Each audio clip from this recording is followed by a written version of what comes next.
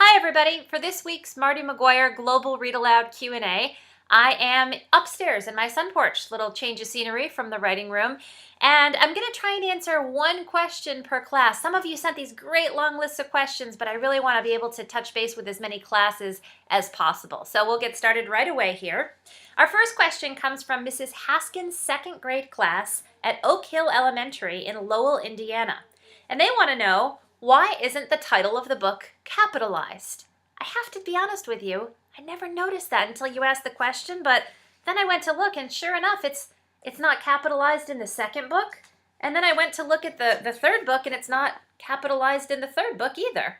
As a matter of fact, none of the words in the title are capitalized, which you guys are pretty astute because you know that when we write out the title of a book, that's something we do, and that's something we do when we have a character's name. But I think what happened here is this was a font choice. It was a style that they decided on at the designer people at Scholastic, and they decided that this would look kind of cool with all lowercase letters. So it's not actually a decision that I had anything to do with, but my guess is that's why it happened. Great question. Mrs. Tart's grade 3 students in Windsor, Ontario want to know, when you were little, did you want to be something else other than a writer? Yes, I wanted to be a marine biologist. I really liked learning about what's under the ocean. Mrs. Johnson's third grade class from Mount Vernon, Washington at Lincoln Elementary has a couple questions from Winter. Have you ever fallen asleep while writing a book? Yeah. Actually, I was trying to finish a project once and I was at my computer and I dozed right off and I woke up and I had written this bizarre thing about fig Newtons. It's not the fig Newtons in the Marty book. It was something totally different. I had to get rid of it. And then Sabrina asks, have you ever kissed a frog before? Well, it's funny you mention that. I had never kissed a frog when I was working on the first Marty McGuire book until I got to that scene where Marty has to kiss the frog and I realized I had nothing to write for my great description. So I actually went out to a marsh near my house and my daughter helped me catch a frog and I got my writer's notebook in one hand and the frog in the other hand and kissed the frog. And the frog went phew when I put it down right into the weeds. And then I got my notebook and I wrote all the details about what kissing the frog was like. So yes, I have kissed a frog. I probably won't do it again. Erica Victor's class in Berlin, Germany says, Marty McGuire is fun for us. Thanks for writing this series. You're welcome. How long did it take you to write? Usually the first book, the first draft of a Marty McGuire book takes me anywhere from 2 to 3 months to write, but then I spend more time revising it. So anywhere from 3 to 8 or 9 or 10 months or even a year revising. Mrs. Horn's second graders at Garner Elementary in Clio, Michigan say you were lucky enough to grow up and live your dream of being a writer. We are wondering what 3 things we should focus on in school if we are to achieve our dreams too. Well, if your dream is being a writer, I would say the 3 things are read, and read and read and read. Write, which sounds funny, but if you write just a little bit every day, that goes a long way toward building a habit. And the third thing is never ever give up. And that one goes for really any dream. My first book got rejected 26 times before it found a home. So you really have to believe in your dreams before you can ask anybody else to believe in them. Mrs. Wall's second grade class in Wilson, North Carolina says, Marty was upset when she had to accept the part of princess in the school play. Have you ever had to do something you don't want to do? And how did you handle that situation? Well, the truth of the matter is we all have to do things we don't want to do sometimes, right? Whether that's homework or cleaning our rooms. And so all those things happen to me too. Probably my big thing is I love writing stories, but there's this other work that goes along with being an author that has to do with, you know, paperwork and contracts and taxes, and I don't really like doing that paperwork. So the way I handle it is I set a certain time to do it, and then I just show up and do it at that time. Mrs. Cantola's third grade class in Ravenna, Michigan says, how did you come up with the character's name, Marty McGuire? Well, Marty's a name I made up, and McGuire is actually a family name. My grandmother on my mom's side had the maiden name McGuire, and I always liked it. Mrs. Poe's third grade class from Johnston, Iowa says, we are loving your book and have never done a global read aloud before. Where do all the wonderful details come from in your story? Does your family help you? And is anybody else in your family a writer? Yeah, my kids are both very good writers, even though they don't plan to do that for a living. And they do sometimes read my book and give feedback. The details in my stories, most of them I make up, but every once in a while one sneaks in from real life. And Marty's stuffed animal, Bob the Lion, is an example of that. My son had a Bob the Lion when he was little. Mrs. Dumas' third grade class at Garner Elementary in Clio, Michigan says, if you are stuck when writing, what do you do? And do you have any advice for us if that happens? I do get stuck sometimes, and mostly I make myself sit down and write anyway. So I give myself permission to write any old thing, even if it's really dumb. And once I give myself permission to do that and say, okay, Kate, just sit down and write, usually something comes out and it's something that I can turn into something better, even if it does come out and it's not great the first time. All right, students at Warner Elementary in Spring Arbor, Michigan say, we are wondering why Veronica Grace has so many friends when she is mean to people. Well, that is a great question. And I guess I never thought of Veronica Grace when I was writing this book as being really mean with a capital M. Now, she's not Marty's favorite person. And remember, when you read the Marty McGuire books, you're seeing everybody through Marty's eyes. She is for sure a little bit bossy, and I think sometimes that comes back to haunt her. But I'll be interested to hear what you think of Veronica Grace at the very end. Mr. Himes' grade 2 class at St. Patrick's Episcopal Day School in Washington, D.C. says, we are wondering what made you decide to include James Jackson as a character in the story. That character is actually based on somebody who used to show up at the dance studio where my daughter danced sometimes. There was a gentleman who used to visit from Montreal to work with the dancers sometimes. And the character James Jackson is based on him. He was larger than life and charismatic and friendly and really passionate about what he did. And that's where that character came from. Mrs. Pryor's second grade class at Southridge Elementary in Louisville, Texas says, has a frog ever peed on you? Yes. Not the frog I was kissing that I mentioned earlier, but actually just a few months ago, I was asked to make a video because Marty McGuire is on the Sequoia Award list in Oklahoma. And the folks in charge of this video with all the book award nominees asked me if I would talk a little about Marty McGuire. So I thought it would be kind of cool if I held a frog while I was talking about Marty McGuire. So we went to that marsh. My daughter caught the frog for me and she was videotaping, only the frog was really not interested in this. It kept trying to get away. And in the middle of my little talk I was giving with holding the frog, it peed on me. And so and then it tried to get away, and then we had to start over. So yes. Miss Wood's grade 3 class in Oakville, Ontario, Canada says, do you like Fig Newtons? I do. I like the raspberry Newtons better, though, even though Fig Newtons are the original. Mrs. Trissolier's second grade class at Four Peaks Elementary School in Apache Junction, Arizona says, our class was wondering if you didn't title the chapters on purpose. We are having fun making up titles for each chapter as we read. Well, that's cool.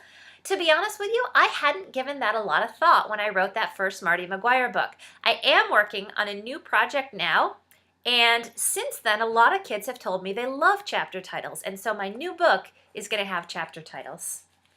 Mrs. Lunt and her second graders want to know, at what age did you know you wanted to be an author, and how difficult was it to get started and find a publisher? Well, I had always loved writing, but I didn't really try to get a book published until I was about 30. And then it took about 8 years. I got a lot of rejections and kept writing and learned a lot along the way. So it is something where you have to be really, really persistent. Mrs. Von Rees' grade 1 class at Ryerson Public School in Cambridge, Ontario, says, what was Sparky looking for in the McCormick's attic? I don't know. You'd have to ask Sparky.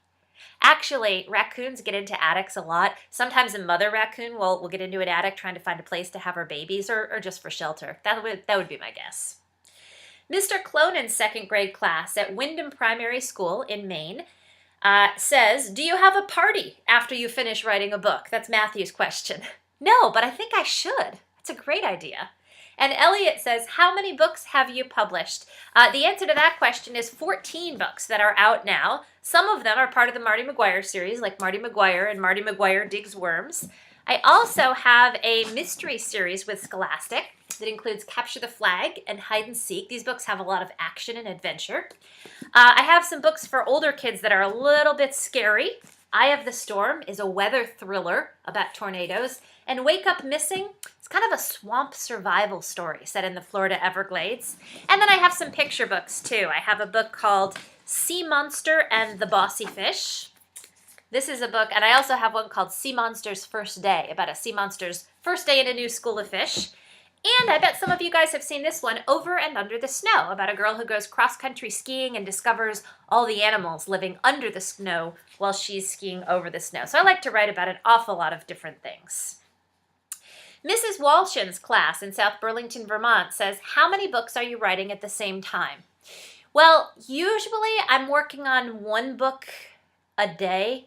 I mean, I don't work on multiple books in the same day, but sometimes I'm working on a book and I need a break from it, so I'll put it aside and work on something else. And sometimes I send a book to my editor and have to wait for comments and suggestions, so I also work on another book then. So probably 2 or 3 most of the time. Mrs. Hemphill's class at Chin Elementary in Kansas City, Missouri says, did you have Marty kiss a worm in Marty McGuire Digs Worms? Well, you're going to have to read that one and figure that out. Mrs. Hellig's class wonders how I decided to become a writer and what other jobs I have had. Well, I decided to become a writer just because it's fun for me. It's something I love to do. But I've had a lot of other jobs. I was a playground supervisor in high school. In college, I was a waitress at Friendly's, and I worked at a Kinko's copy center overnight. I was also a copy editor at my college newspaper, and I was a TV and radio news reporter after college for 7 years before I went back to school to be a middle school teacher. So lots of jobs. Mrs. McDaniel's class, and this is also in Kansas City, Missouri, says, were you ever in a play or something similar where you had to be a character you didn't want to be? Well, no, I was in a play, but I was a character that I liked to be, so it was all okay. Mrs. McDaniel's class in Ithaca, New York has a question, but first, they wanted to say hi to that other Mrs. McDaniel's class in Kansas City, Missouri. So, hi, Mrs. McDaniel's from Mrs. McDaniel's. And now the question. Last week we learned that you were in a play while you were in school, and we've been talking about the theater being a magical place. Have you ever had a magical moment in a theater? I have, probably more so as a member of the audience. I love theater, so I've had a chance to go to a few Broadway plays, and especially Wicked is one of my favorites. Second grade Spalding Academy Homeschool in Nebraska says, have you ever played the Statue Garden game from the book or seen kids play it? I have not, but I've heard about classes playing it, and so if your class is doing it, I would love to see some pictures of what that looked like. J. Nelson Kelly Elementary in Grand Forks, North Dakota says, why did you choose to make Marty tomboy-like? Well, tomboy isn't my favorite word because it sort of suggests that things like playing outside and getting muddy and catching frogs belong to boys somehow, and I don't think that's true any more than I think playing dress-up or dancing belong to girls. But I chose to make Marty the way she is just to show that just because you're one gender doesn't mean you have to like certain things. Mrs. Hayes and Mrs. Reagan's third graders at Quail Glen Elementary in Roseville, California ask, why did you make Marty forget her lines? Well, if you've ever been in a play, you know that that's something you worry about and something that can happen, and I wanted Marty to have to face it. Christina Paulshin's class says, how did you come up with the idea for Veronica Grace to go catch crayfish with Marty and Annie? At the start, she didn't like them. I like the idea that characters can change, and real people can too. Mrs. Donahue's third grade in Campbell School in Metuchen, New Jersey, did I pronounce that right? Says, why do you end a chapter at the good part? We always want to go on. I do that on purpose, so you'll want to go on. It's an author trick. Laura and Beth's third grade class at Moses Brown School in Providence, Rhode Island, says, we've been thoroughly enjoying reading Marty McGuire in our small reading groups. Over the last few weeks, we have been looking at different kinds of playgrounds and dreaming about how we might redesign our own playground so that kids play more with nature. So cool. We were very interested in the play spaces that Marty and her friends have at school. How did you get your ideas for the setting, especially those play areas? And what are your thoughts about kids playing outdoors? Well, it's funny. When I was teaching, I always loved to take my class outside. We would go right outside. We would take field trips and go snowshoeing. And so that was a very big part of my teaching. There's also a school not too far from where I live that has a school pond. Now, the kids aren't allowed to play there every day, but they do field trips out there, and they collect, little fish and frogs and things. So I thought that was pretty neat. And as far as kids playing outdoors, well, I love to play outside, and I think it's really important for teachers and parents. There's a great book called Last Child in the Woods that talks about how important researchers think that is too. The grade 3 students at Roseville Public School in Windsor, Ontario say, how did you come up with the drama teacher in the story, and did you take drama classes? I didn't take drama classes, but I was in a play in junior high school, and I loved it. And when I was a teacher, I advised the drama club for a while at the middle school where I taught. That was a lot of fun too. Mrs. Aubrey's grade 3 class from Ottawa, Ontario says, we are loving the novel so far, even the part where the frog peed on Marty. Why do you think Annie wants to be friends with Veronica? We were sad when Annie didn't stand up for Marty when the other girls were whispering that Marty was wearing emergency clothes because she had an accident maybe.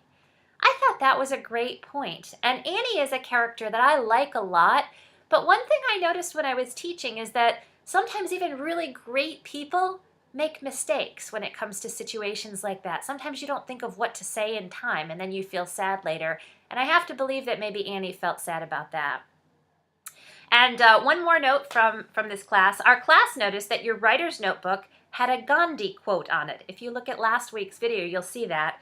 We researched Gandhi when our Global Read Aloud partner from India told us it was a school holiday because it was Gandhi's birthday.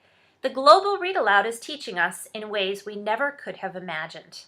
Well, I think that's really cool. I never knew that Gandhi's birthday was a holiday in India either, so I guess the Global Read Aloud is teaching me a lot too. And certainly it's introduced me to all of you, so I'm thankful for that. If you would like to submit a question for next week's Q&A session, please leave your comment on this blog post no later than Wednesday, October 30th, so that I can have time to include it in the video. Have a great week of reading.